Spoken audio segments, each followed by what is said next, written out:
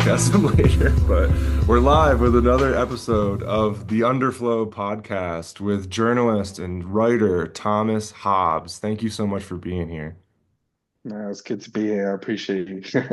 Yeah, that's about as official as it's gonna get right there. But I'm really glad that as I was saying, we were able to figure this out and make the time to do this. And as I was just saying, I think we connected online through social media because we have similar taste in music. And then I was reading your writing, and I love your writing. I think you have an incredible take, incredibly informed, well written, and also just the perspective is very real. And then, as I was following you on social media and everything, the things you talk about and the things you post about relating to not only your work in journalism, but also the world at large and being, a young father and coming from a working class background. These are things I really relate to. Before we got started, I was saying, I can't believe I don't have kids yet. I've wanted to be a father since I was a kid. I'm 34 now, so I still. I'm gonna give you some advice, like when you make it happen. I'm sure it will happen. But no, I really appreciate the kind words. It still trips me out that I'm even like, someone considered a guest for something like this. So I appreciate you taking the time, regardless. So thank you.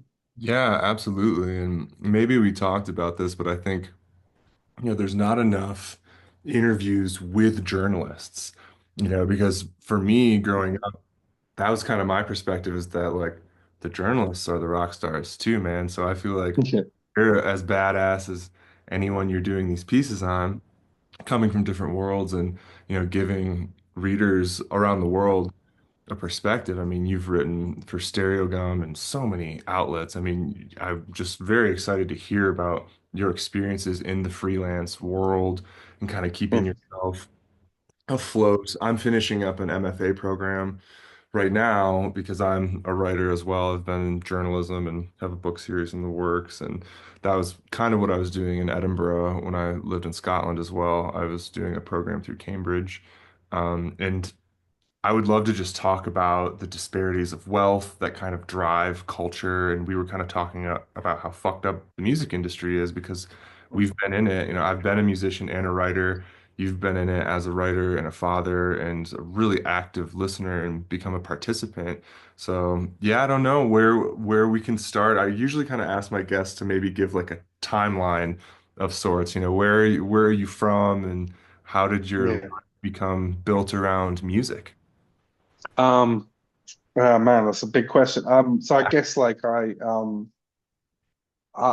I come from like quite a normal I'd say like lower working class background, single parent. My dad died when I was four. My mum kind of um raised me and my two brothers. She worked like seven, eight jobs to sort of pay the bills. And I just always remember, like it was quite a difficult time because I kind of like watched my dad like die.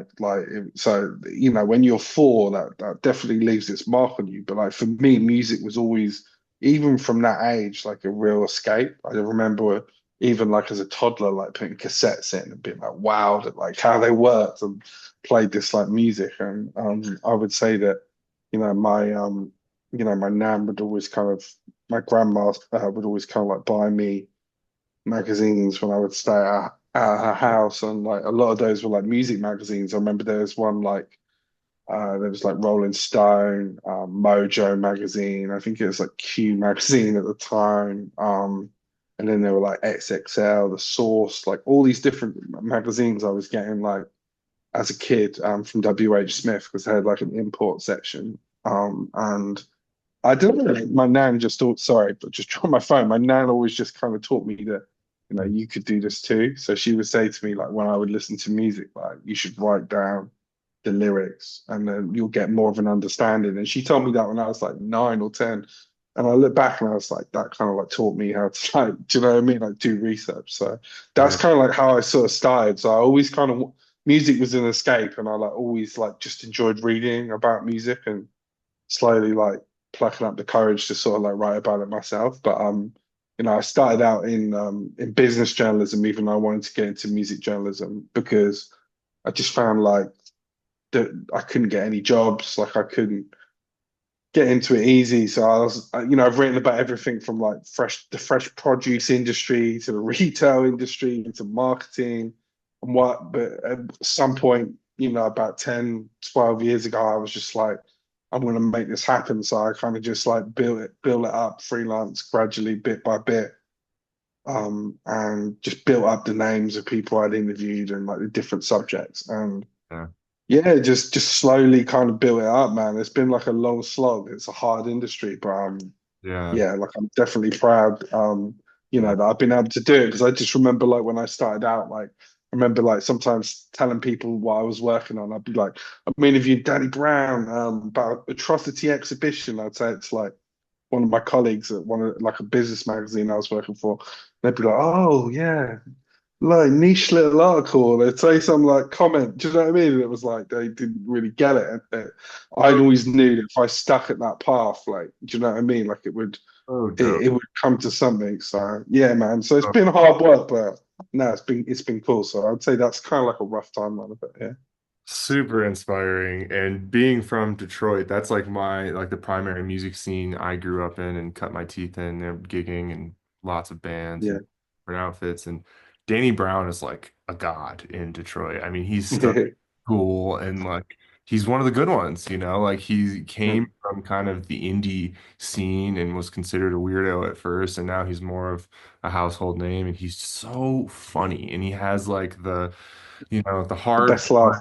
and gosh, the best laugh and the hard won Yeah. wisdom of like crazy, lived experience, street stories. And I feel like that's another thing that we have in common, kind of coming from the working class background, that maybe Yeah. like kind of like thrust us into not only independent music and independent journalism, but also, hip hop culture Yeah. too, I think that's really good point. And I think it's like it's about having that empathy, you know, like I know what it's like, you know, to watch like you know, debt collectors knock on the front door and you gotta move all your stuff to like a relative's house or, you know, never going on holiday when all your friends do or you know, just kind of, you know, your holiday was the games console that you got. That was it. Like, do you know what I mean? So it was like I fun. definitely, I'm not going to say that's the same as like, you know, somebody who grew up in the projects or whatever, but like I do understand, like on that level, like what it is to be poor, what it is to be like the Yeah. problem family on your road and all the other houses are like looking out, the police are coming around your house, Yeah. that type of stuff, you know what I mean? So like I know like all of that, and it's like I think that allows me to have an empathy and really like when connect with people. And I think that's really like important because you know I do feel like this sort of middle to upper class perspective just dominates in a lot of culture and music journalism. And you know, I have absolutely nothing wrong with anybody from those backgrounds. Like they're great writers, they're great writers. But I do think like there needs to be more people with those lived experiences as well because I don't know. I think it just right now, like everyone's so squeezed and like the world's so it's like so expensive. Like just to buy eggs, you need to go get a fucking loan out. It's like Right. I think at this point in history, people want people to understand like the hustle. You know, like they want people that get it, that know what it's like to just not have someone constantly open a door for you or just fail and fall onto a pile of money. So I feel like, you know, there is a real need for that right now. And it's you know, I think what a lot of what you say kind of taps into that as well, you know? Yeah, yeah, 100%. I mean, I think there's just a shared class struggle, right? And that's, what the 1%, I refuse to call them elites because they're not elites. They're just, at the top of the food chain because of really inherited wealth, and they don't want Mm. people bridging any sort of divide, and it's, there's the class struggle is everywhere because, the 1% don't want class consciousness. They want us to keep killing each other over pieces of the pie and dividing over different issues. And my partner and I just finished that docu-series. I'm a huge Tupac fan, and Dear Mama, that Mm. documentary series was so great. And Snoop had some great line at the end of it that's like, COINTELPRO totally infiltrated and destroyed the Black Panthers and got Black America, killing each other, Bloods and Crips, East and West, and totally distracted. And, and we could be Mm. uniting up over this. And, like you said, the key, ingredient here too is lived experience, because and that's kind of becoming shared through these mounting struggles of today's world yeah, that we're living in. And in my MFA program, one of my a queer classmates was telling me that, there's a reason, even as like a straight white man, I'm able to relate, through the struggles of other, oppressed peoples, through my own lived experience, just as you were talking about your own lived experience. We have these mm, lived experiences and it doesn't equate, it's like we can't, understand the Black struggle or the LGBTQ struggle or any of that exact oppression, but through proximity, through lived experience, and through showing up, hmm. being an ally, that's, really what we need to do to form community, Yeah, right? And 100%, 100%. And I would just say, like, I'm not like mm, intimidated by, anyone. I can walk into any environment and same. Yeah. like by the end of it come out and like, do you know what I mean? Like have people like they're my friends, and I think that's just from Thousand, listening as well, and I think that's like really important, like well said.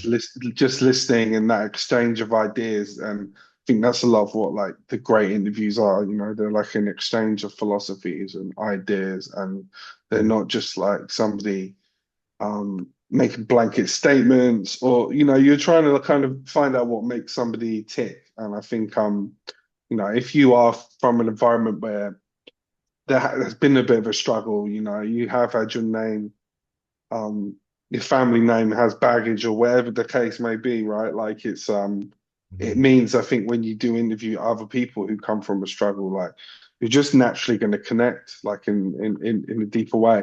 You're gonna like understand certain references, like I remember that Chris Crack, like he's like an underground rapper that I like has this line where he talks about how like people in his hood like um bury their like riches in their in their mum's back garden. And it's like I definitely know, like, grew up with people who did that type of thing. They would have like a random family heirloom like buried in the back garden or whatever the case may be, or like maybe something more nefarious. So it's like That's, I think you understand those things more. Do you know what I mean? Like when you have a bit more of an experience of what it's like to not have loads of money and stuff. So I yeah. think I think that that's all like super important as well. Yeah, I mean, I think another, it was interesting to see Eminem interviewed in that Tupac docuseries, and the director, Yeah. where were you in your career when Tupac died? And he was like, nowhere. He's like, I was cooking in a restaurant, like, Mm. Metro I Detroit. don't know what I made of the two, like the Dear Mama documentary. Like I did like it at first, but then it was like I don't know, like having Tupac had Alan history with Hughes. the That director, right? Like that's Yeah, weird. like Tupac had like obviously the altercation, and I think they, apologized before he like passed away and stuff. So I'm sure like they would have made up. But I just feel like a lot of the people in the documentary, I'd like to see Snoop, for example, like pushed more. Like you got to remember, like they fell out, didn't they? Like just before they passed away, and Snoop Dogg's always said that he like saw Tupac in the hospital on his deathbed, and like everybody else says that never happened. So there's all these like weird like friction between like the two of them. So it was like, The eh, death row went down. yeah, Oh, weird, man. Still to this day, yeah. it's weird, right? Like, Yeah, there's so many conspiracies and like weird thoughts, but I don't know. Like I thought it was really good, but I just feel like yeah, Tupac is just such a complex character that like it's going to be difficult for like a documentary to ever really sort of fully get into him. And I think the reason I love the Afeni stuff, but I think that part of the documentary was like unreal because like she deserves like to be illuminated because she's such like a fascinating figure and I like was surprised too that there was less on her. I mean, there was so many like yeah, random, like you said, kind of hearsay stories that could be debated. And like Afeni, like you said, deserves her own docuseries. I mean, Asada Shakur, Mutulu Shakur, Afeni Shakur, like yeah. this whole lineage of the Panthers. I mean, Yeah, but the two-part bits were just like mainly for me, they were just too much like about the controversy and stuff. And mhm. I'd like to have seen more about his process in the studio because I actually think that that tells you everything you need to know about like who he was as a person. And I think Mhm. that's the problem with a lot of rap documentaries. If you watch like a documentary about, I Mhm. don't know, I'm just gonna pluck a dad rock band out of thin air, like Deep Purple. There's going to be some, or Black Sabbath. There's going to be, um, some guy in the documentary like filling with knobs in the studio and like isolating vocals and talking about guitars and process. But when it comes to rap documentaries, I've noticed it's often like, It's a great. this person went to jail, this person got shot, this person got in a rap beef, this person, so it's like it's weird. Like I do feel like a lot of the documentaries, like when it comes to rap, like maybe lack that nuance a little bit. Do you know what I mean? And maybe it did that a little, which made the Afeni bits like the best part. Right. Yeah, no, that's really a really great point is that like kind of lack of nuance and it's interesting. Yeah, You're like, I am always so curious. Like some of my favorite artists who died way too young, like whether it's Pac or Jimi Hendrix or Marvin Gaye, I was so curious on what they were gonna do next, and I feel like there's not like, enough mm. like, on that. And like you said, there's more nuance. I'm curious as you were sharing opinions about this, what's your take on the Rick Rubin stuff? Like I feel like he's become this divisive character. Yeah. Like I don't know, like I just did not like his self-help book at all. Like I feel like you just read it and you didn't know it's Rick Rubin, you'd think it was like Yeah. AI like making up Yoda quotes. Like it's like, do you know what I mean? It's like I I had a don't know. copy. I just gave it to a student who is like an up and coming producer because I was like, I think you'll get Yeah. more out of this than I will. It's just a bit, I don't know, it just feels a little bit like he's saying nothing and it's just all a bit like a fake guru vibe to it. But like there's no denying like his impact on like music and Right. popular culture. I know there's lots of controversy around um like how much did he really do in the studio? Like was because he Right. said things like I can't play any instruments It and was stuff. just And you're like, well, how the hell did you produce like, Run DMC and right. LL Cool J? But I don't know, like I also just feel like a lot of production, he might be downplaying what he does, but even if he isn't, like a lot of production is just about communicating with others, like, and telling them like how your vision is and directing, coordinating a lot of people. Like if you actually look at a lot of like legendary musicians, like even like the best Kanye albums, I doubt he was even doing much like outside of directing people, you know what I mean? And putting the pieces Right together. there. Yeah. Yeah, yeah. So I feel like it's like, that's something to like Yeah. consider with it as well, But yeah. Yeah, I totally agree that I would love to see more of like the studio action. I mean, the obviously To Pimp a Butterfly was kind of legendary right when it came out, and people were kind of talking about then like, oh, like he's got Thundercat in the studio, like he's working with Mhm. Flylo, like he's working with these jazz cats, like there's like a whole thing happening, but I would love to see more of that. I mean, I love the Damn era stuff with like the Ninth Wonder beats too, and like I Yeah. watch like Ninth Wonder like tinkering and stuff because I'm just so fascinated with the Alchemist. The Alchemist has been on fire with all these releases. Like I would say two of my favorite rappers right now are Boldy James, who's a Michigan, Detroit guy, and then Black Sam from Miami. Just incredible Yeah.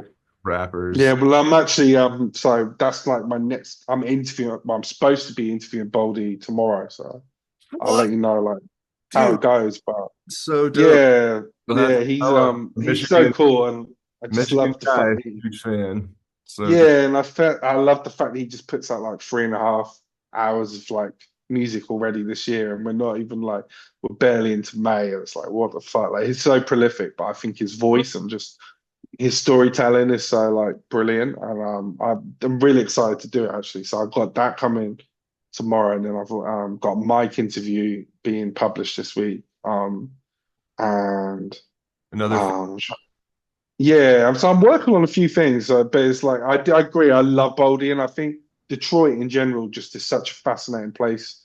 Like for me, like I love how like industrial it looks, but also I love like all the urban legends, like the Mhm. Melonhead Kids and all these like wolf men that are supposed to come out and like there's just this lure to Detroit that's really fascinating that comes out in the sound. There is a slight surreal comic book feel to some of the music, even the real gangster rap stuff, even like these, there's Right. a slight kind of like Mhm. comic book sensibility to it. So I feel like, Bruiser Wolf, like, like there's something about the way he sounds like. a kind of mischievous cartoon bear in a way, you know. So it's like all of these like guys, like I think is so good. Like Detroit rap is just like absolutely on fire, I think, like at the moment, and like a lot of hip hop trends that take off in the mainstream tend to be like things that Detroit did a few years prior. Do you know what I mean? So yeah. Right.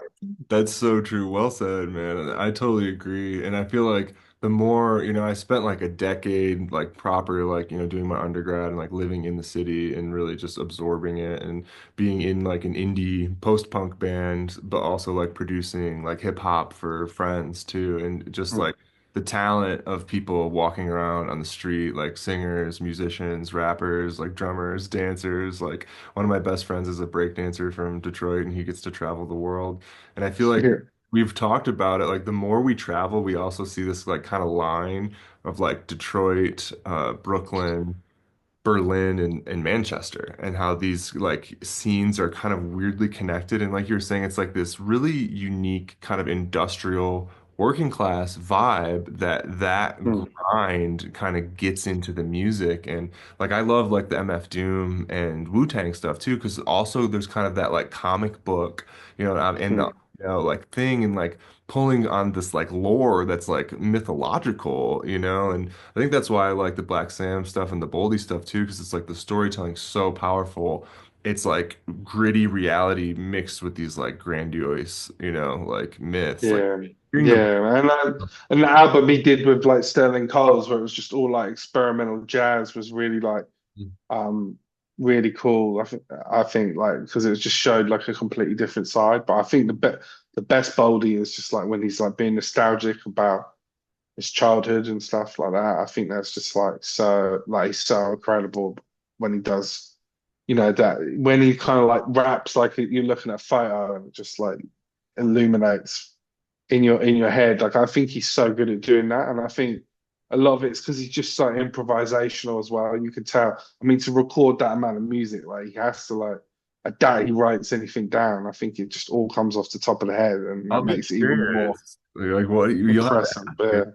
Yeah. Like if it's like Yeah, no, I'm gonna ask him that for sure. So I'm interested to see what he's like. But yeah, I love him so much. I need to get more of his stuff on vinyl. I've got I the only guess Boldy I've got is the last Nicholas Craven project that he did. The yeah. one where the pictures like him in the hospital. So sorry in the ambulance. Like it's such a great album. I I don't know love why my brain is gone, but yeah, can't remember its name.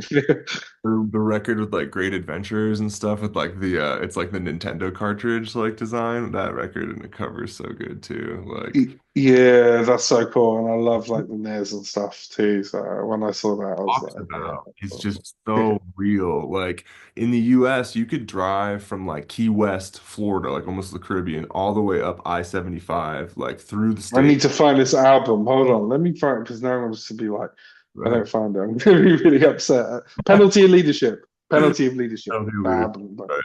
I so do fucking good. Yeah. the latest Black Sam has a track with Boldy on it. Michelin Man, the new Black Sam record is so good. Mm, But yeah, you yeah. can take I-75 from Florida all the way up to Michigan, and it's a huge drug route. And like, Boldy talks about that a lot because you can go like from Key West through Florida, all the way through the States, all the way through Michigan, and then it's like Detroit, Pontiac, It's crazy. Saginaw, and like Saginaw is so it's like and I one of my best friends on we run like a small label artist collective called Underflow Records, and one of our artists is named Pesky Kid, and he's based in Saginaw, so I'm always sending him Boldy stuff. So I'm like he's like rapping about 6 Mile, he's rapping about Saginaw, like you Yeah, know. yeah, yeah.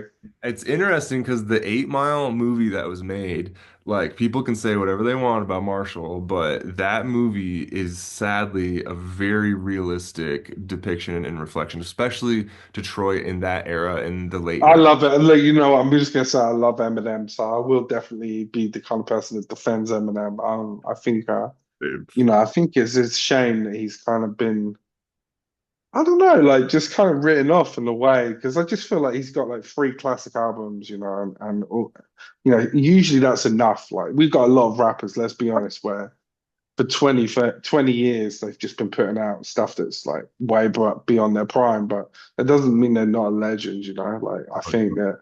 The Marshall if their peak is that high, like they'll always kind of be up there. So, Slim Shady, Marshall Mathers yeah, LPs. It's like, me for me, it's like Me Against the World, Ready to Die, Illmatic, probably yeah. one of the Eminem records. I Like, love Relapse as well. Like I think that's so underrated. So I think he's yeah. definitely got like he's put out a lot of bad music. Let's be honest, though. Like the piano ballad, like rap rock shit, like all the stuff he's been doing the last like 15 years. So much I art. can't listen to that. But equally, I just feel like he did enough. It's like I don't know. Like the Stone Roses got like one fucking album and like one great album.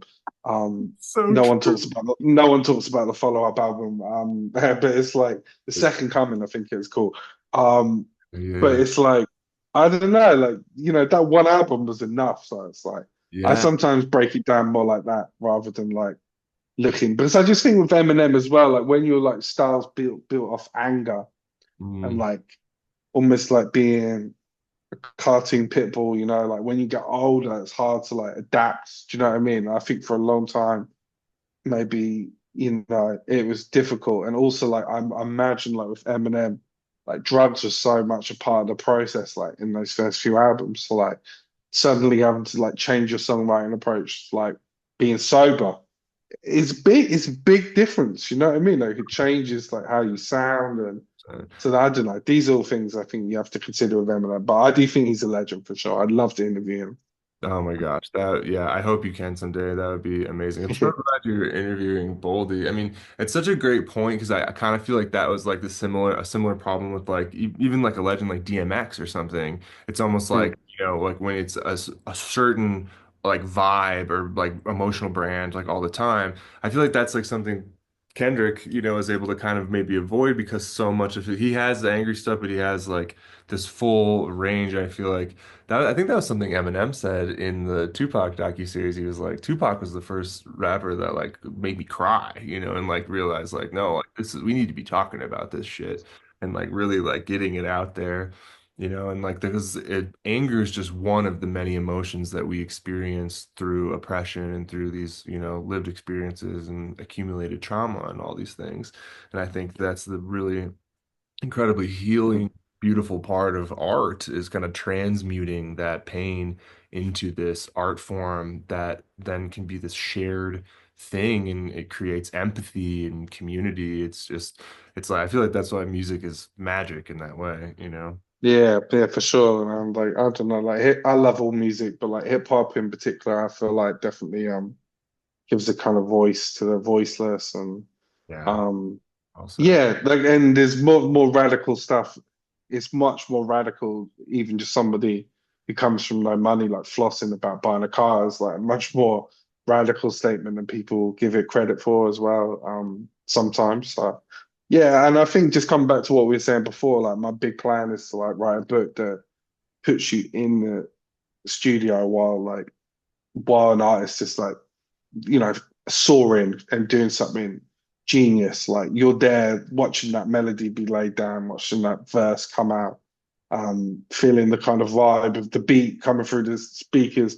Because I feel like that's what we've kind of lost a lot as well with music writing. And like I understand it because it's like who can afford to sort of like get that access anymore with what Yeah, people are getting paid, and there's faster deadlines, and it's just a different industry. Like back in the 60s, it'd be easier to sit and be in Electric Ladyland with Hendrix for like 3 days. But nowadays it's very hard to make that happen. So I definitely kind of want to try and do that with a new book, because I just think hip hop doesn't have enough documentaries, but also books where like yeah. you really get an idea of the music process. And I think that's why you know, the Dilettante book that came out, I have it right DJ here. Screw book that came out a few years ago too. Like they're great books because they really like give you an idea of like the process, the studio. Like I think that's the way you like change ignorant people to hip hop, like people who that's how you kind of make them believers. Like you show them how intricate the process is, how like 1,000. not anybody could just go in there and sort of like just off the cuff like deliver like a sermon like Boldy does. So yeah. Yeah, that the Dilla book is incredible. I mean, Dilla, Nujabes and Dilla are like two of my biggest inspirations of like why I even started making beats probably. And like Mm. and that kind of I would read that book so hard. I mean, like I think there's so many incredible records. Like you were talking about the Kanye records, like kind of the To Pimp a Butterfly, the Kendrick records, that like Astro World, like when Travis Scott Mm. played SNL, didn't he? He had like Kevin Parker playing bass and John Mayer playing guitar because they were like Yeah. all in which, and obviously that's like Kardashians connects and stuff like that. But like Yeah. that's the type of shit, where you want to like hear more about that process, and I, Yeah, the process of being in Hawaii, like where they were and how like the location, for my beautiful dark twisted fantasy, being in that tropical environment, how did that come out in the sound and like you drawing that together, So I think location as well is like so important. So, the idea that I have is like kind of built based on artists that I sort of become friends with, and but the idea is to almost like go to where they come from the ground up and speak to everybody like in their neighborhood, from like gang members to the local police to the local community leaders, the beautiful. local school, and sort of like build it together and show like how this artist story is more like, Uh, America's story, So yeah. that's kind of like what I'm trying to aim for, but it's hard landing a book, but like I'm hoping so. I'd love my mum to just have like one book by me with my name on it on her shelf, like Oh, before before she dies. So as yeah. long as I can do it once, that'd be cool.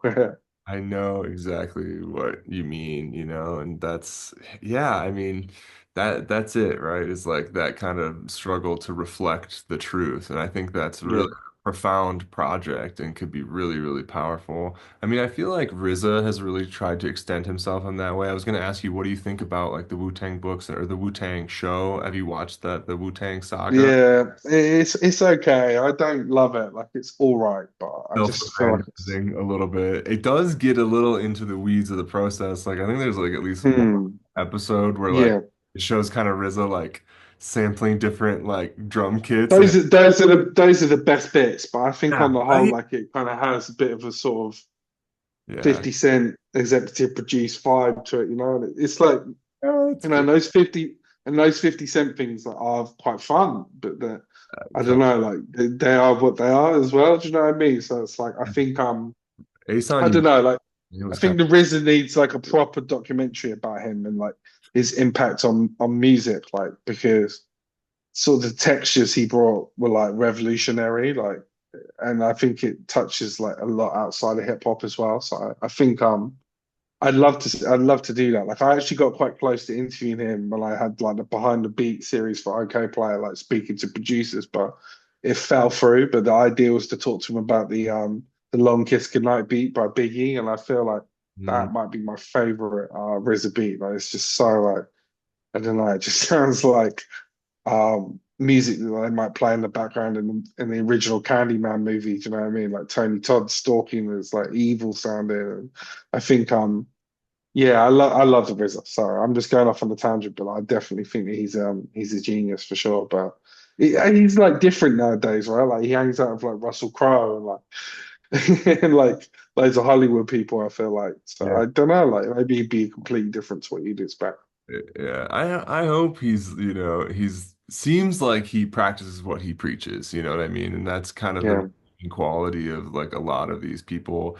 I want to believe in the music industry, like it can kind of sour people, and there's like the total like yeah, glossy, like photoshopped, like formulaic bullshit version, and then obviously there's like kind of the crossover success. And I would love to hear your take on that. We were talking a little bit about, how insane the industry has gotten. And I was just talking to my dad about, our label would kind of break even, and we were able to just put out music by friends. And after touring and traveling and living abroad all over, I've had so many yeah, yeah. much amazing music that's just sitting on the shelves. And it's like, let's put it Touring is just so hard now for like artists. Like it's like out, right? it's Like, hard to break even. You do wonder like, do are the major cities set up to like help working class like musicians like get put on the ladder? Do you know what I mean? And it's like I don't know. Like if you look at a lot of the like big pop breakthroughs over the last few years, whether it's like Charlie XCX, is a good example. Like a lot of those people went to private schools and boarding schools, and it's just a weird landscape at the moment, like for all of that stuff. So Totally I is. think, yeah, I don't really know like what the future is for touring. Like it's, I know a lot of like fairly big artists who people will be shocked to be like, oh, they made that on that tour? Like what? Like, so it's like it's all about, I think, finding other ways to make money and just like and like the people like the Rock Marcianos and the Currencies and the West Side Guns have all done, making this kind of prestige around their products so that people are prepared to then spend loads on vinyl, or they're prepared to spend loads on like merch or clothing, or like they're prepared to invest in whatever you do. So Yeah. I think that's the kind of key. I feel like, what I mean, like I think Uh, that's how like a lot of people now make money. Like I think independently, I think it's about playing the long game as well. Like everyone seems to say to me that just when you feel like close to quitting, that's like when finally things start to come together. And I think, yeah. it's that really. Do you know, it's that. I think it just takes a bit longer. Like and also like when you don't kiss ass as well, like it's always going to take longer, no matter what creative discipline you do. But it's like sometimes maybe that patience can be a virtue too. I don't know. I'm just thinking about that. No, But yeah, well, I appreciate that because our label was able to break even just off of, like every 6 months, 12 months, we get, our cents, our fraction of the pennies from Spotify or whatever. But ever yeah. since Spotify demonetized like over 90% of their library, that's the majority of our discography through our artist collective and Yeah. label Underflow. So even those fractions of the pennies aren't coming in for all of and any song with less than 1,000 plays on most streaming now, which is it's just criminal the way that's set up. So like you said, you really have to figure out another way. Mm. Just, like you said, make merch or and even touring. I had a friend who was just out here in Denver. He was touring the US and he was so excited to go tour Europe. And they just toured Europe and he's like, yeah, it was amazing, but like, we lost so much money. And it's just like you said, it's transformed so much, and I've seen younger bands, younger artists and rappers, hip hop artists, DJs are like burning CDs again now, which is what I used to do on tour, a decade ago. Yeah, Just yeah. like And once. it's like the new blog era as well, like things all come 360, and I do feel like it might feel hopeless at the moment, but like usually with music and art, like something great um is born and takes over again, and like hopefully rebalances things. But Yeah. yeah, it's just a weird one. It's just a weird one. It's a hard time for the industry. Like for example, it filters all the way down into like music journalism too, because 5, 10 years ago, there were certain artists who I could interview, like upcoming artists. I always find somewhere to find, to write a profile on. But now it's like those artists, I struggle to land profiles, and it's because the big publications have less budget, so they're able to commission less. So just naturally, they're going for more established people or more bankable ideas, or do you know what I mean? So a lot of the newer artists that used to get um, real positive, effusive stuff like in the press, like the big publications just aren't getting that so much anymore. So the blogs then become really crucial. Yeah. It's a strange time, and it's sad because I do think there's a lot of artists who's like their sort of buzz is delayed because of that landscape. They're not getting that writing, do you know what I mean? Like as early as they would usually, which is a shame. But it's I think again it's about diversifying, finding a way to fill that gap. And that's something I'm like interested in trying to do, like eventually, like have my own publication, because I do feel like there's a real need for like publications which give those artists their shine in a big way. Like I don't know. I just always feel like all the legends, one of the most interesting times to have interviewed any of them would have been right at the start of their career. Like I actually think interviewing, you mentioned Tupac earlier, like interviewing when Tupacalypse Now came out would have been fascinating because Yeah. you just capture someone right on the cusp of something, and that's usually when someone's like their realist, you know what I mean, and most tangible as a human being, really. So it's like I feel like yeah, that's definitely something that needs to change because I think right now a lot of people are missing out on those like those pieces, those interviews, maybe. Yeah. Yeah, man, especially once you get a book published, you'll probably have more connections and opportunities. And if you ever put together a publication, I would love to write for you or write with you. And likewise, Yeah, thank you, man. That's I'm definitely trying, but it's it's just just so hard. Like some difficult, people that say right? to me, they some people sort of say to me that they think that like I'm earning good money, and it's like, no, you don't make a lot of money out of like music and culture journalism. I Like I've had to hustle mean, like so. Sorry. for the amount of time you put in, it's so much hustle and the Yeah, deadline, yeah, yeah. like, especially because it's your work. It's like at the end of the day, no matter what you're getting paid, it's also like your reputation and your words and your reflect. Yeah, so stress, exactly. Like you don't know how like the piece is going to come out. Like, it's a difficult process. Like, and I don't want to like, it's a beautiful process as well. But Yeah, sometimes the money doesn't correlate with the research and the risk and how much you kind of put into it. So it's a weird time, I think, for like music journalism. And I think that my instinct, like tell me that I would love to just focus on like one big project like a book rather than feeling spread like, all so, over the place because I don't know, I think also like when you become a dad as well, it's like the time is so like split, like just changing nappies and doing like day-to-day things that it becomes harder as well to have that energy for that sort of sporadicness of like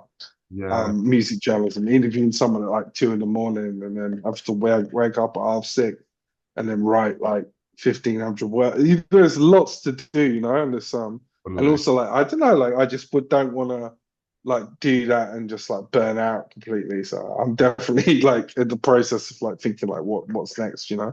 I think a book would be super dope. Like whatever approach you take would be great. And it's interesting because I think there's something, Mm. it's really inspiring to see your kind of like rise of just like, you know what, I love music. I think I'm effective at articulating how I feel about it and, why I think, other people might feel strongly about it and how we're connected in that way. And Yeah, it's thank you, kind man. of a long rise to the top, and you're really chipping away at it. And I think it Yeah, would be super, super, pre I like, appreciate honestly, I appreciate that, man, and it means a lot. And and I think it's just like going back to what we said at the start. It's about when you do come from not a lot of money, people always like put expectations on you, or they mhm, put a ceiling above your head. Whereas, so I've always tried to be like, nah, like I could do anything I put my mind to. So like I haven't just written about music. I've written lots about film, art, technology. I've written pieces where I've like uncovered things like whether it's like serial killer fandoms, people who pay $300 an hour to be introduced to demonic spirits who live in the suburbs, writing about the rise of like deep fake technology, writing about people with dog phobias, like interviewing real life roller coaster creators about playing roller coaster tycoon like changed their lives. So like I've always tried to like discover those trends and write those pieces where it's like do you know what I mean, like it finds something that's just like just under the surface. And the reason I've done that is because like when I was like used to read writing, it always felt like people who got the opportunity to write those pieces all came from like Oxford or Cambridge, which are the two elite universities here, and there was a certain like money that came with their intellect. So it's like for me, it's like I want to keep showing like just when you expect something from me, I'm going to write about another subject. I remember there was one week where I had a feature published about Draco the Ruler, and then I had a feature published about hacksploitation and Joan Crawford's doing these schlocky horror movies in like the 60s and 70s, and then I had another piece published on I think Bruce Lee's impact on gaming. So it's like mhm. each time, you know what I mean? You have to like each time they expect something, you turn left, and it's like I think that's so important, like for what, like especially like working class like writers, because you can't like be in one box. You have to keep showing that you could do anything. And I think that by doing that, you almost like correct the narrative. Do you know what I mean? Like you're always told you can't do that. That's for other people. And it's like every time we move into a different subject, I think it changes things a little bit. And I love the idea of that as well, and just like subverting the expectations. Because I just remember countless teachers telling me you're not going to be shit, like literally your brother is this person, or you're gonna last people sniggering when I said that I'd be a music writer, like that type of stuff. And I think I'm not going to say like I'm driven by proving those people wrong, but it's like I am driven by like just keep on showing like people that yeah, people from this background can get this far, but also keep elevating and changing and trying to like challenge themselves rather than just stay stagnant. Do you know what I mean? Yeah.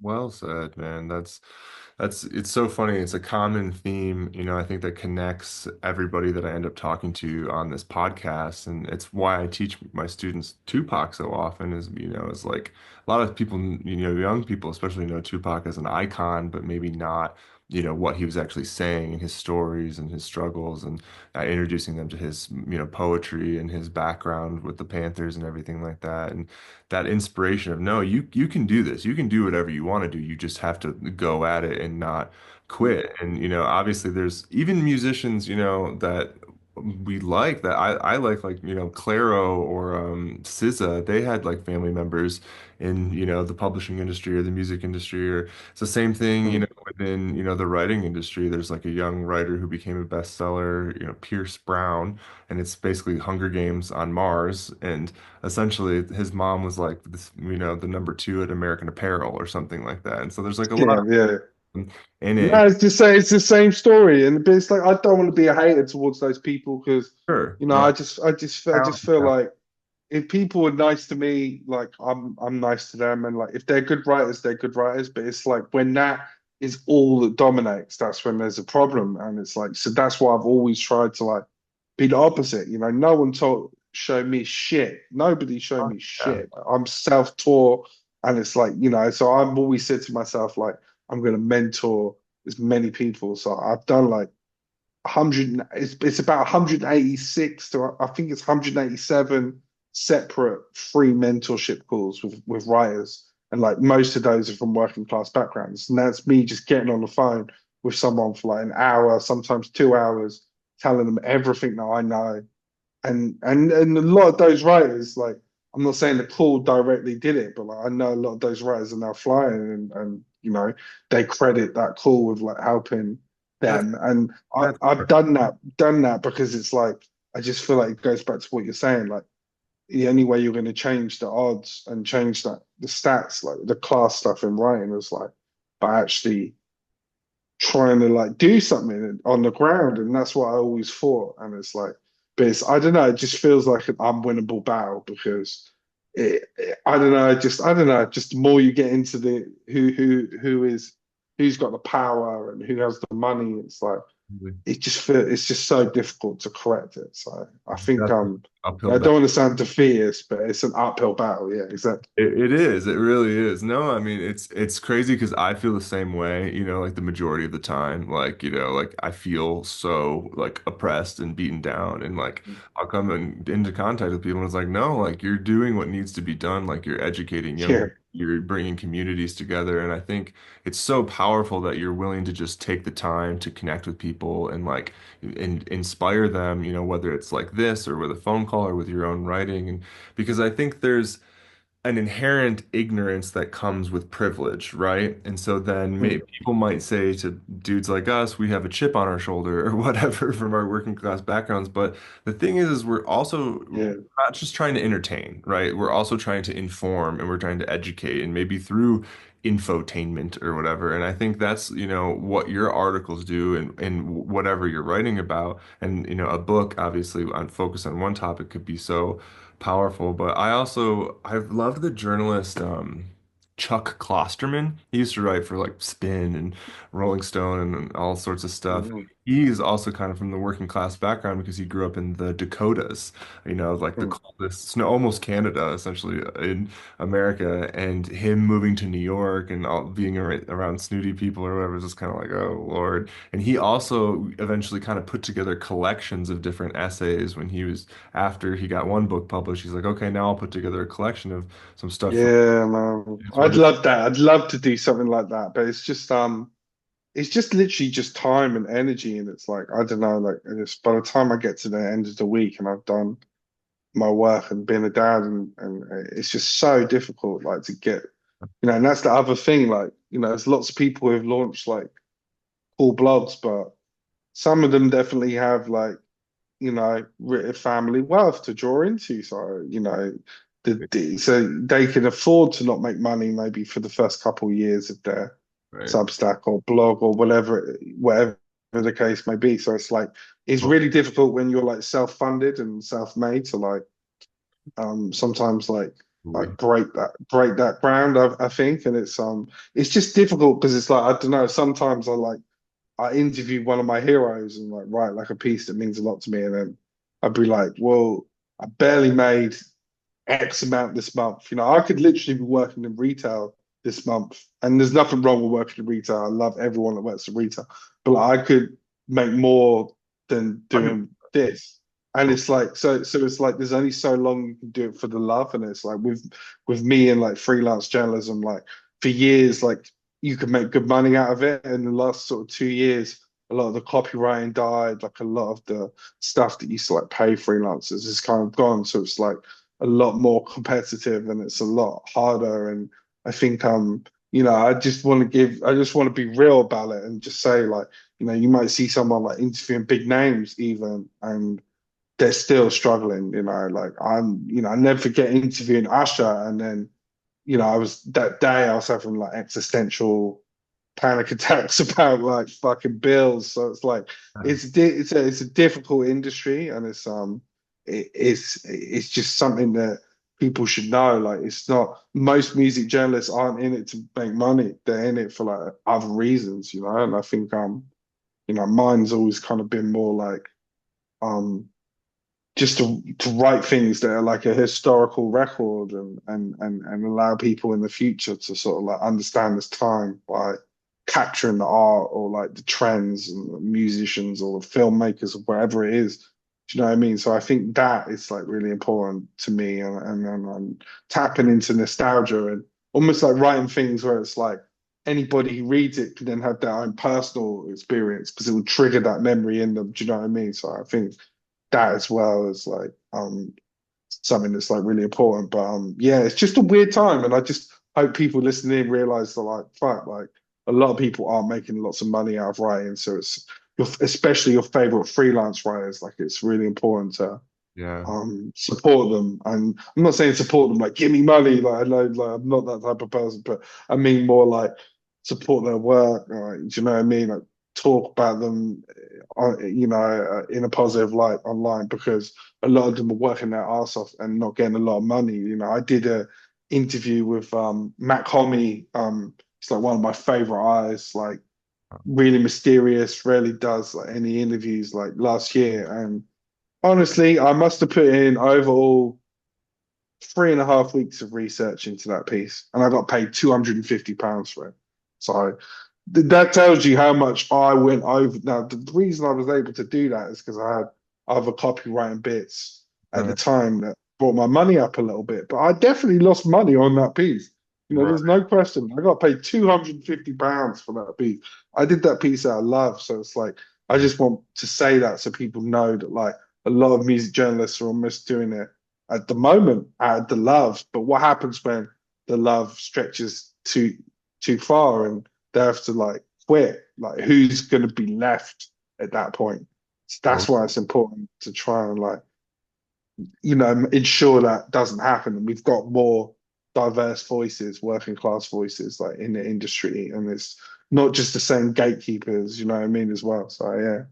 well said. And that's exactly why I wanted to do this interview with you because I really appreciate everything you put out.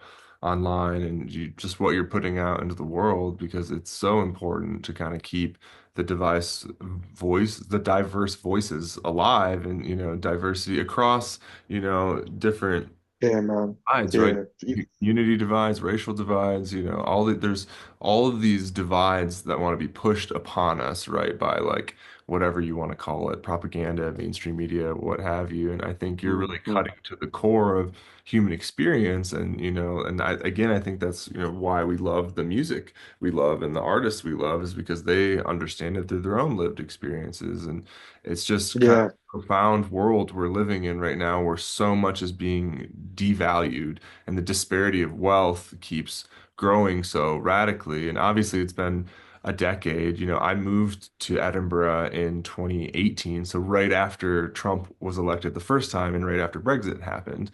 And this was Hmm. also kind of in the wake of like WikiLeaks and like what people were calling Pizzagate, and everyone was like, "Oh, that's insane conspiracy bullshit." And then the Epstein shit happened, and Yeah. there's still no one wants to kind of confront these realities of, we know the royals, the political elites, these different families around the world are pulling the strings, and they use pop stars and news networks and political Mm. propaganda. And again, this is like, so we know from research through some of our heroes and icons, who are, So I call it kind of peeling back the layers. So it's like yeah, it's about like looking at those big subjects and like thinking, what are the subcultures that sit just underneath them? And I think a lot of the times that's when you find out what's really happening in society. And like I think, that's how you like find and that's how you can like uncover that truth. And it's I think I mentioned earlier we're talking about like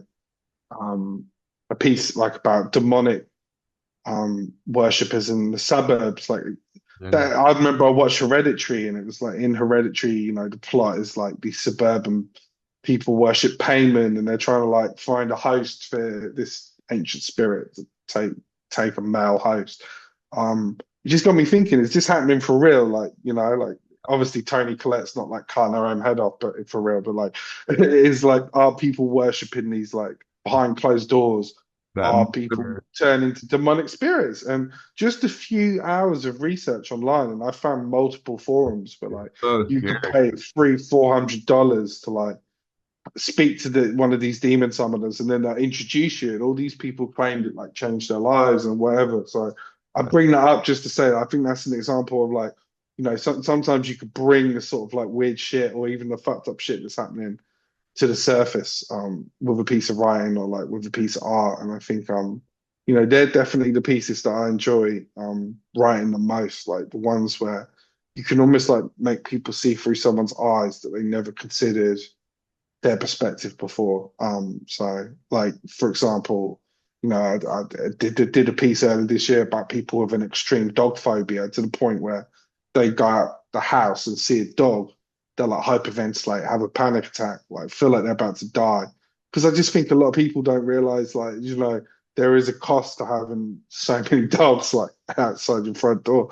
There are people that really struggle. So it's like, yeah, I think it just the best journalism, I think, is stuff that makes you see from the perspectives of people and Well, subcultures that you maybe didn't consider before as well, you know?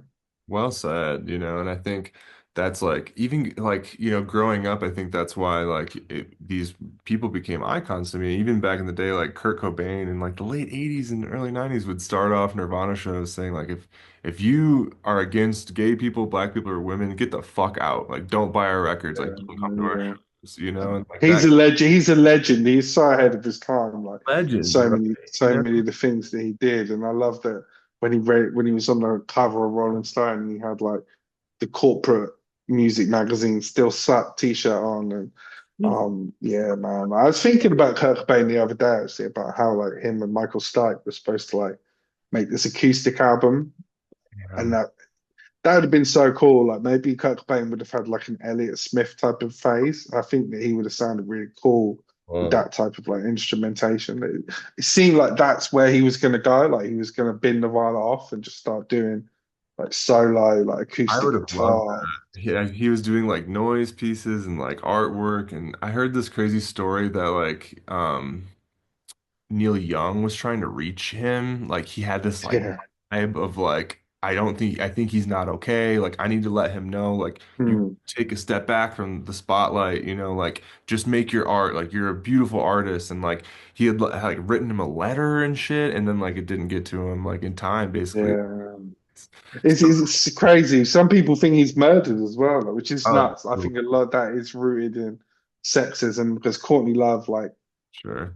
I do feel like Hole is like lives through this. It's like one of the greatest like grunge albums too. Like it's to me, it's right up there with like Nevermind, you know. So Oh I my think God, those songs you that know, Cole put out in yeah. that era, and obviously, I think Dave Grohl has even said, "Oh, those were like riffs and melodies that Kurt wrote," and she's ripping those, and there's like the whole Yeah, but I just don't know what to believe. Like right, it's always like a man telling a woman that she right. did less than she did historically, and so I heard I him don't know. I don't know if I believe that. And like, himself and said, do you know what? Fuck Dave Grohl because like, "Oh my didn't God, he like cheat on his wife with like an 18-year like old multiple wives." or I think now, yeah, totally, like just like the black yeah? Don't sue me, Dave Grohl, but like, I just feel like any man that like drummer for the Black cheats Keys. on his long-term wife with like somebody's like 20, 30 years younger is a piece of shit. And like, You I remember hate the those Black types of Keys people. drummer thing? He cheated on his pregnant wife, who was like, wasn't it like Michelle Branch or some like singer-songwriter? Yeah, He I slapped, never liked the Foo Fighters. I never got it. I never understood it. he I'm called just the gonna cops be. on her. I was right. I was right about the Foo You Fighters. and it's so true. It's like I heard one really interesting take that also kind of involves like violence against women too, because it's a deep rabbit hole. I mean, like Courtney had like hired the PI, and then the PI like immediately was like, "You're the number one suspect." And then there's like other stories of like I didn't know the bassist of Hole died in like a really mysterious way, and like Yeah, but it's easy to sort of like create patterns, and like before you long, you're like down a rabbit hole. Like I just feel like I don't know. Like I just think that a lot of it comes down to like he had so much heroin in his system. Like how would he have been able to like put the gun in his mouth and shoot himself when he was like four times the amount? But that yeah, you need like to basically kill yourself. But it's like if you've got such a habit that you're doing heroin the level that he was doing, then you can take much more, like you can like it's just a fact. I remember when I used to smoke like loads and loads of weed, like I don't anymore, but it was like I remember I went for a sedation and I just couldn't get sedated like at the hospital because my tolerance was just so high from like smoking. So it's like I definitely think you've got to kind of consider that with Kurt right. Cobain as well. And I think, I guess like people say the suicide note looks like different handwriting, Uh, but I wonder if the first thing was a note that he'd written before and like he finished it like when he died. That makes more sense to me. And I think also like you just got to think, didn't his two uncles shoot themselves? I'm pretty convinced.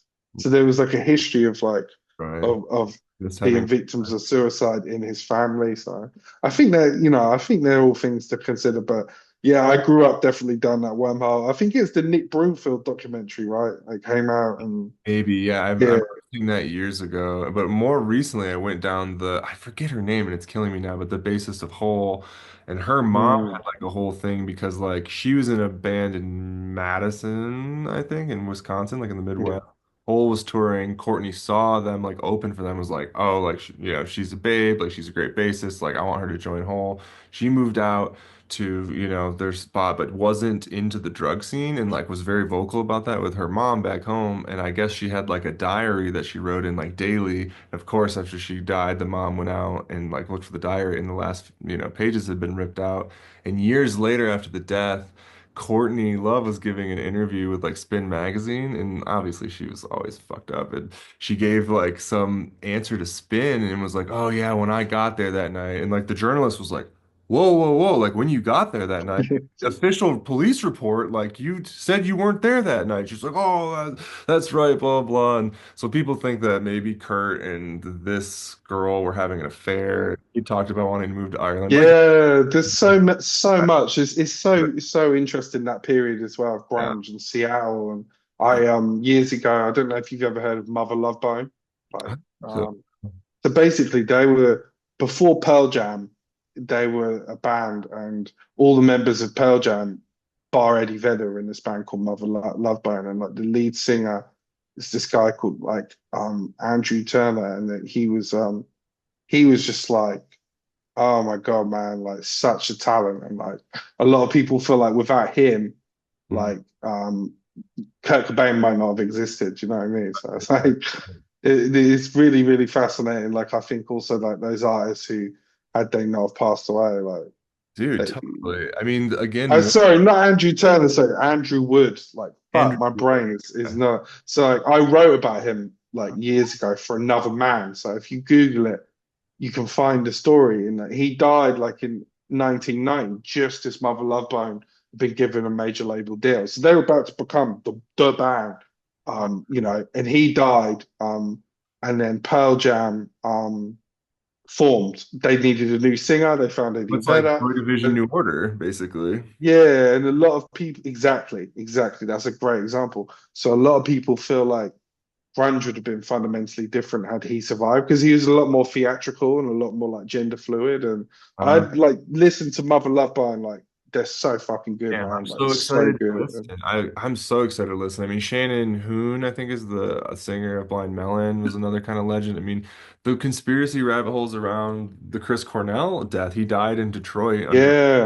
Well, circumstances. his widow told me basically 'cause she's like incredible, you know, she's had lived a crazy life. So she was like Andrew Wood's fiance. She also like had an affair, I believe, with Chris Cornell at some point. I could be wrong about that. But was close friends with him. She lived with like Alice in Chains, you know, right down to like all the heroiny days and Lane like basically going in the abyss. So she basically told me that she thought Andrew was murdered, and she told me like the whole spiel around it. So there are a lot of these things, but I just wonder if it's because we can't accept it. Like great people have like, you know, passed away in just some really hopeless setting. Like I just think a lot of the times that's the reality. Like Right. you know, like Hendrix like was just doing too much, not looking after himself. Like, do you really feel like someone was like putting wine down his throat and like drowning him to death or whatever the Well, some conspiracy people is? said, like he even said, I'm doing so much acid right now. Don't do as much as I'm about to do. Just somebody watch me, make sure I don't like choke and or Yeah. whatever. He choked, he choked on a Yeah, and a lot of people as well in that era, like I think they just had pill. an obsession with destroying their beauty a little bit too, and that comes into it a little bit. You know, like Nico and like Jim Morrison and Yeah. lots of artists that kind of died young. I think, yeah, Well said, man. Well said. Yeah, I really appreciate how much that you really infuse kind of a historical lens and like a real bigger picture, in your yeah, writing. And I think that's like kind of like what you were saying earlier. There's a lot of nuance missing from art, whether it's biographies, documentaries, I mean, shows, what have you, mhm. because we're kind of in this era of like, instant gratification and like content creation, and a lot of it's driven by monetary, values. And I would never think of creating content. I think of creating art, even like having a conversation like this is like art, and I'm It so means a lot. It means a lot to me, man. Like I really appreciate it, and I think it's just all about really caring about the genealogy of something. Like feeling like, you know, you mentioned Kendrick, like. You know, who inspired Kendrick? Well, if you go back one generation, it is like Tupac. If you go back another generation, it was Rakim. You know, you keep going back until you get to like right. Prince, and Yeah. Just thinking that Marvin you Gaye. get to then you get to James Brown, and then you get to like George Clinton, and then maybe you go back further to the blues, and you get to like Howlin' Wolf, or you go to like Miles Davis or Coltrane. You just keep going back until you go back to like the spirituals that the slaves would sing, you know, which Kendrick has said that he's tried to channel like actual some of his hooks, channel some of those old gospel songs. So it's like that is the way you do it. I think you keep digging back and back, and I think by being able to plot out that genealogy, that's how like you get more truth and more understanding. And I think you know, that's the key. Like, you know what I mean? I think with a lot of it, and I think that's what I enjoy the most as well. Like, understanding that and thinking like, you know, why is this one video game been sampled like 50 times? Like, across 50 rap albums. Like, what is it about it? And then like having to think about the fact that a lot of rappers maybe were playing GoldenEye when they grew up, so that's why they sample like loads of drill songs, sample like the menu music when like James Bond gets his watch up on his arm. Like, so it's like I love all that stuff, just like exploring the origins and that's the fun of it. Do you know what I mean? Like, I would love to be able to just get paid, do research all day. Like, You're that'd be gonna one of get the. that book deal, man. You're gonna get that book deal for sure. Oh man, I hope so, but I just don't know. I don't know. Like, I've Yeah, seen so many people get book deals ahead of me. Fair play to them. I'm happy for them. yeah, yeah, yeah, for Like they sure. cool, like and they deserve it. But I Yeah, really don't feel like there's many writers like that have like the people I've interviewed, the range of subjects I've written about, and and first, it can get frustrating sometimes because it's like you just feel like how hard have I got to do it before totally. something happens. But I also feel like equally like I'm very like just honored to even like be doing this. So I just gotta have patience and just keep Yeah, going and like yeah. and just look at it more like that. Like I'm trying not to like ever like look at it the formal way, but I have done in the past. But I think since becoming a dad in the last 2 years, it makes you see the bigger picture and like you realize it's like not that deep and like you just have to I think it's the dude in like Harold and Kumar who's like locked in prison and he's like, I'm ugly and I've got two gay fathers. I think he says that or something. It's quite funny. And like he's in prison and like for nothing. And he's like, he's like, the universe tends to unfold the way that it does. And bad people get their comeuppance and good people get their due. So I always think back to that guy in Harold and Kumar, like, get the universe will unfold eventually, you know? So yeah. That's so good. Yeah, patience and perseverance, man. I really respect that, and I'm really glad we were able to do this today. I feel like we could talk forever, and I know it's getting later for you, so I don't want to keep you. I want to like ask you about all these wild other stories, and I love that your header or your like title, cover image, whatever on Twitter, X, whatever the fuck it's called nowadays, is Kubrick, Eyes Wide Shut. I love Kubrick, and you've also, played video games. I'm also kind of a not closet video. Yeah, man. I just wrote about Eyes Wide Shut last year, so for Really? the BBC. So check that out. I've also interviewed Joycelyn Pook, who did the score for Eyes Wide Shut. I interviewed her for Oh, Dazed a few years ago, and I love that movie. I think it's like so ahead of its time, and I think also you got to think it kind of exposed like what Epstein's were doing. Like it was showing that there was this undercurrents like the totally. elites where they are like having these fucked up like parties and there's lots of like a symbolism. Yeah. Oh, I think we lost the call. We dropped it. It's the first time it's happened.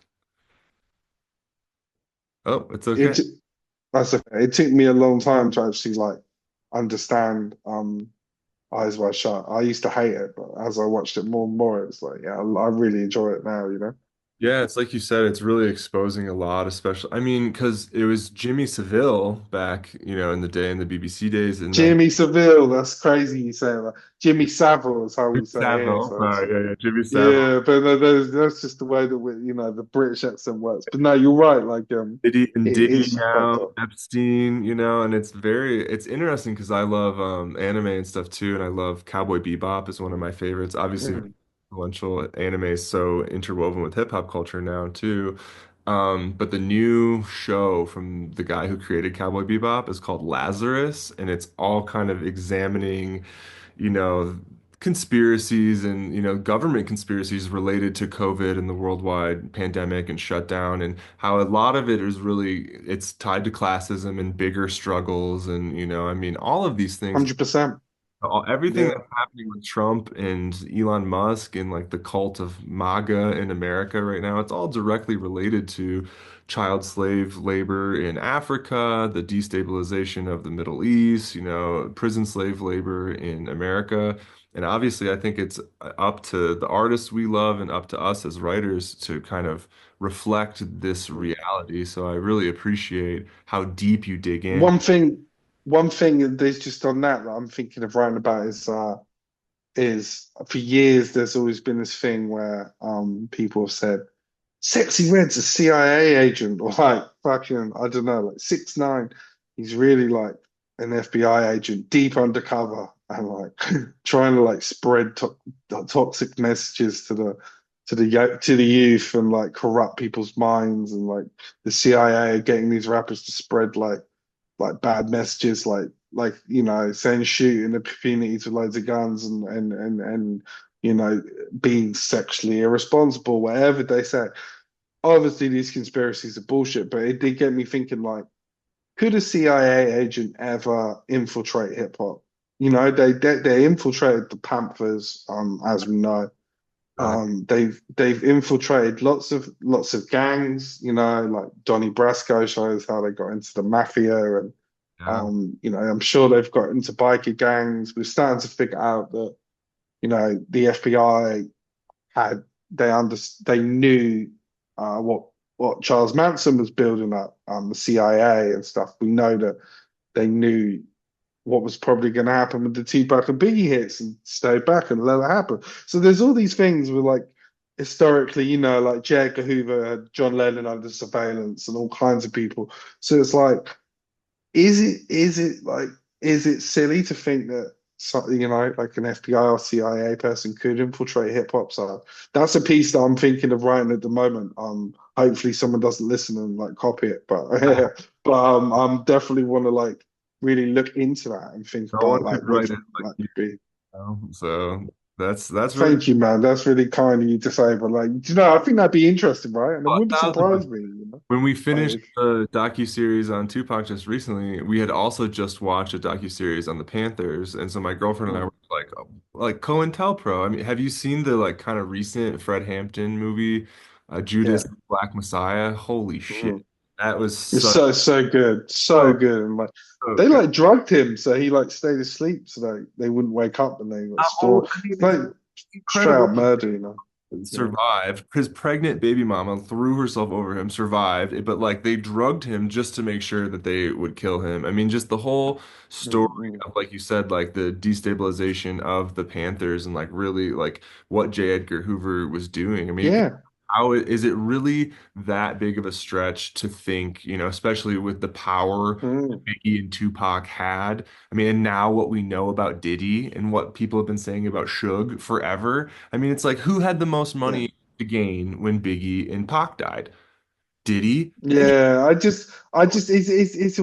there'll be endless debates on Like the Tupac and Biggie Nirvana, stuff. Courtney, Dave Grohl But shit. gotta say, like, I do feel like the sad thing is they just got killed over bullshit. They got killed because over gang shit. I mean, Tupac, should never have ever have jumped a high ranking crip.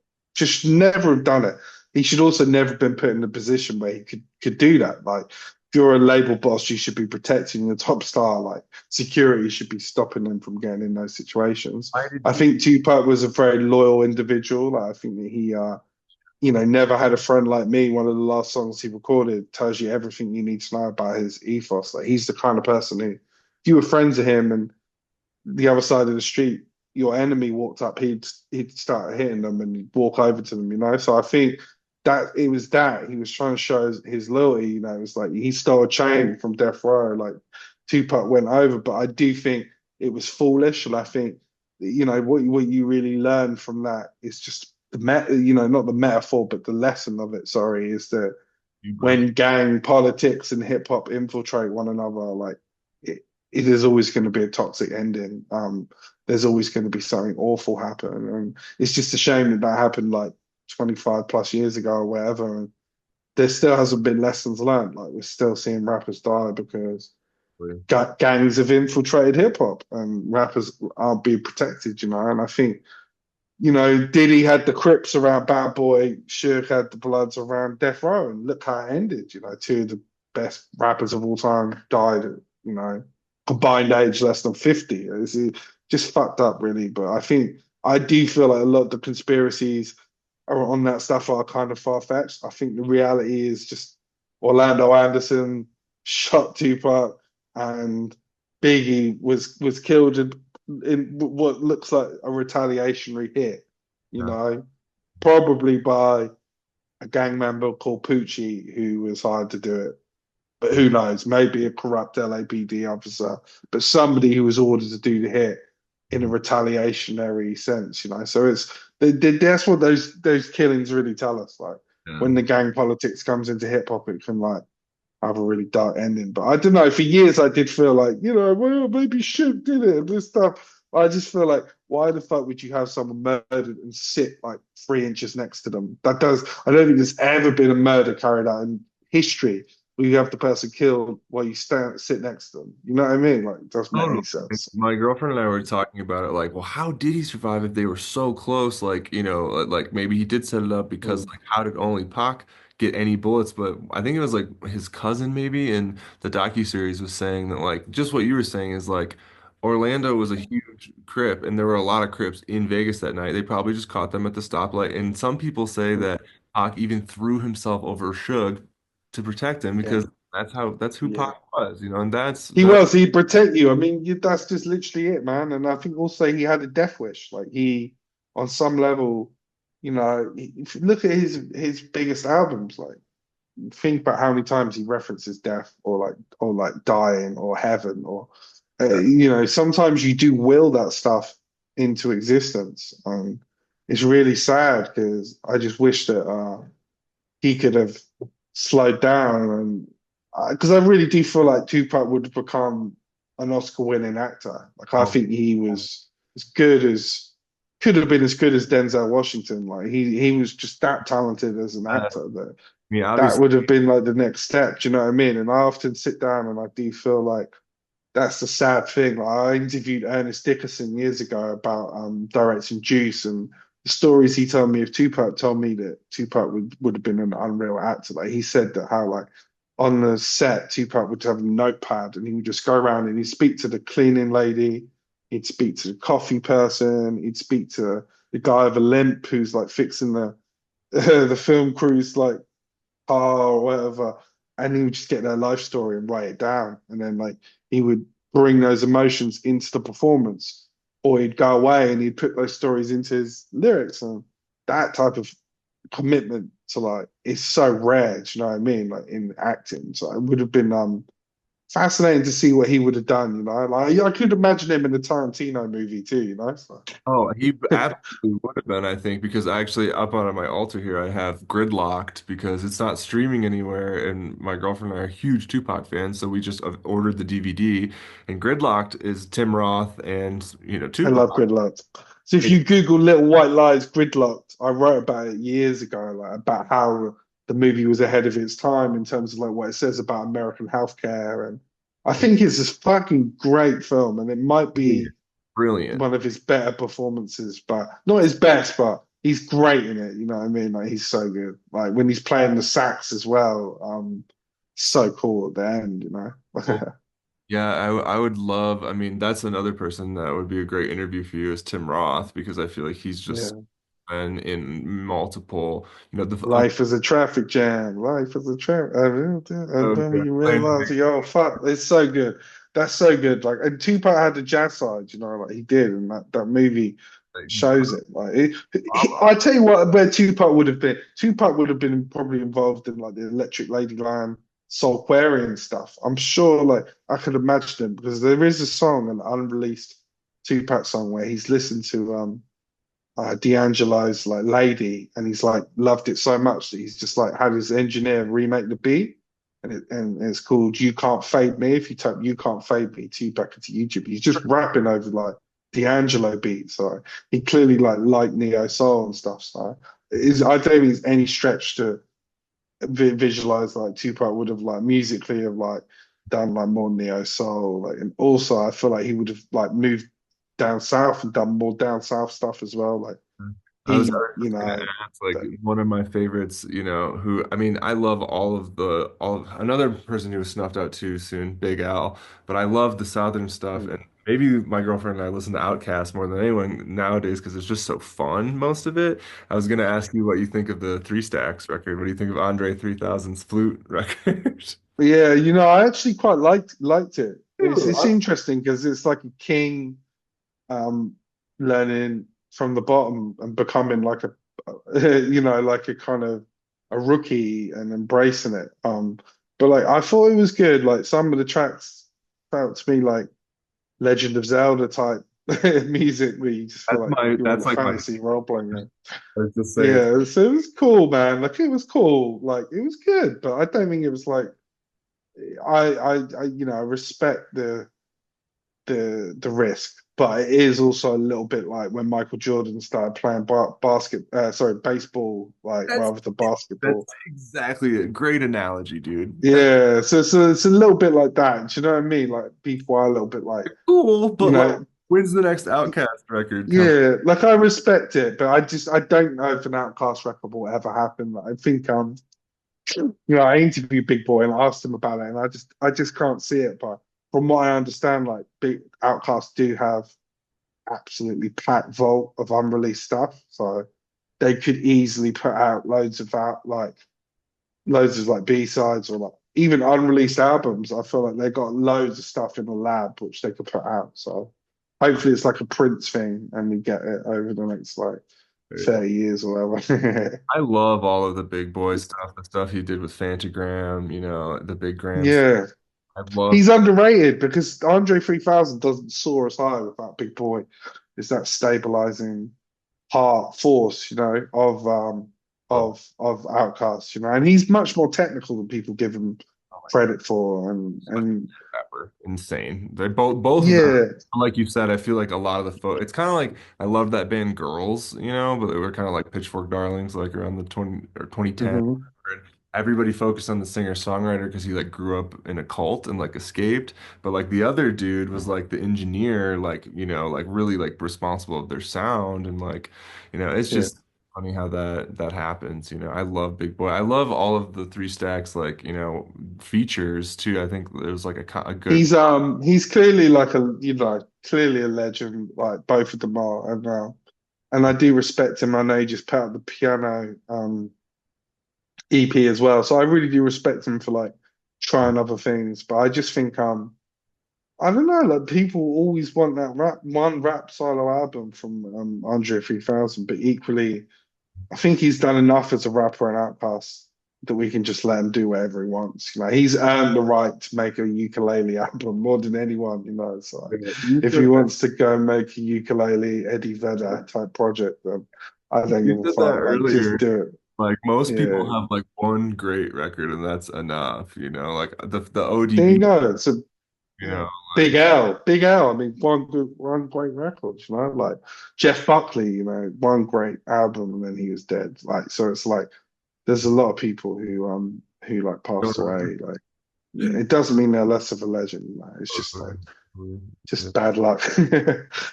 I wanted before we wrapped up, I wanted to ask if there's anything specific you wanted to promote or mention, or just like any favorite moments from your career. I have not read your Big Boy interview yet, so I'll include your Oh clippings, man, like links and everything thank you. wherever we. It's just there's been so many, man. Like it's I feel blessed just doing all of it. I mean, I think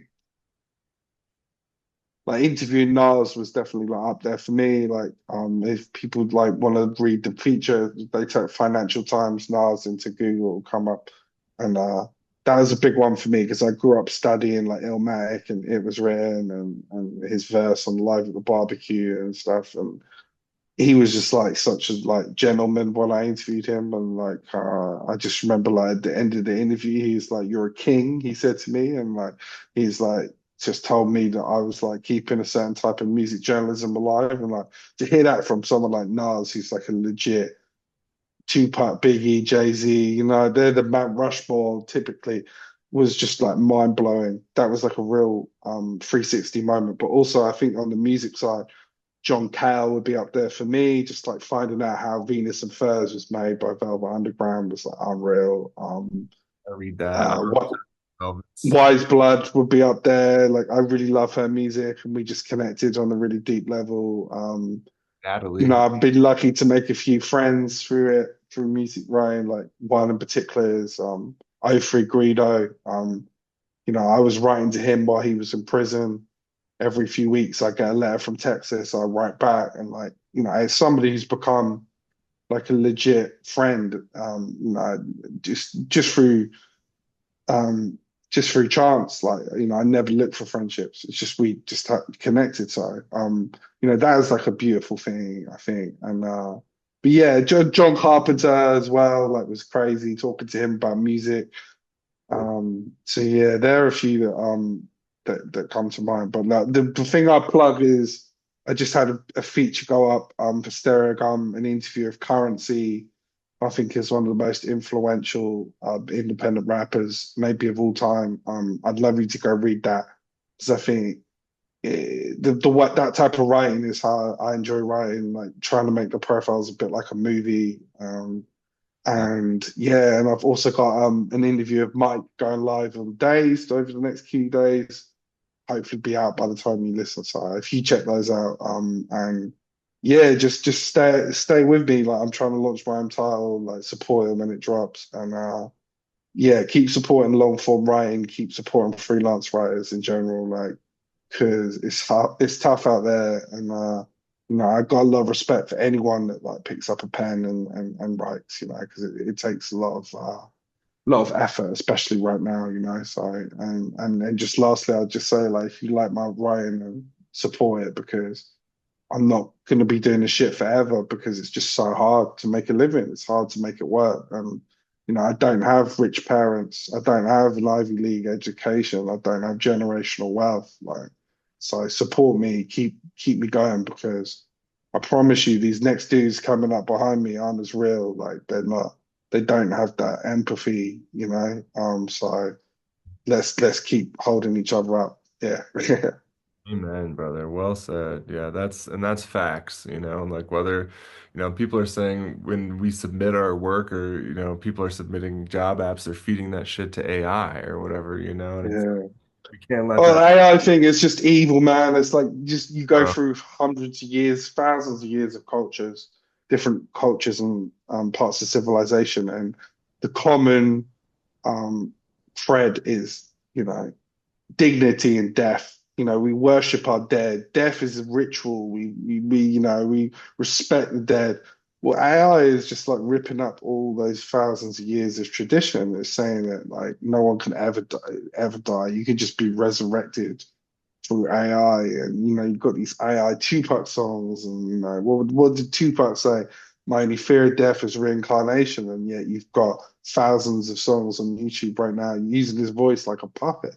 It's kind of sick. It's kind of fucked up. I I was do feel struggling. like AI might be able to be used for good, maybe, but I haven't seen it yet really in music, and I think so. Like I feel like yeah, the AI thing it's crazy, but hopefully there's a kind of kickback towards it. Hopefully, we don't go like full Terminator 2, like, cause Exactly right. fuck that, like, I'm so glad but Kendrick called out Drake for that in the yeah, but what do you know what though? Like, I'm just gonna say, like, I'm a Kendrick fan and I'm a Drake fan. I like both Kendrick and Drake. Like, I feel like there's been a lot of people who've just their carpet response is like, yeah, Drake, he's dead, like a dragon that's been vanquished or whatever. I think the reality is it's like Drake's got a lot of good music. Drake's done a lot of good, like putting he put people on a lot of UK rappers, he put on a lot of street rappers like Draco the Ruler. that first mix He shit. Yeah, exactly. He's got some great albums. I just feel like he underestimated Kendrick a little bit in the sense. It's And interesting too because I really like Vince Staples and he had a great take on it. He's like, like, yeah, they're warring or whatever, but the same people at the top of the record industry are making money off of this battle, yeah.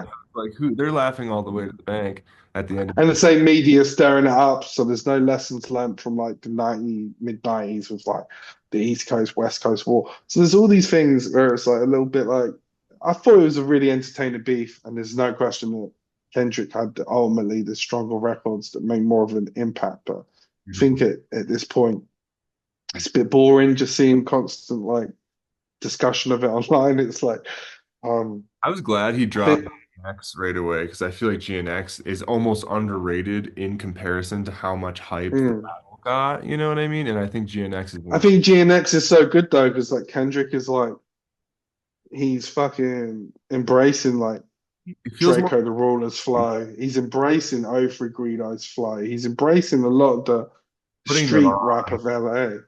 But I Yeah. don't know if he is though, because he's not giving them the credit. Like it's not saying that. And that can be annoying. Because if you listen to Draco's flow and like Kendrick's on some of the it's like just admit the ruler like inspired you, but like he doesn't do it. So I don't know what I make of GNX. I think it's solid, but I, for me, it's not as good as like the last album. At least the last album, even if it took a big swing and didn't always hit, like Auntie's Diary, for example, didn't hit.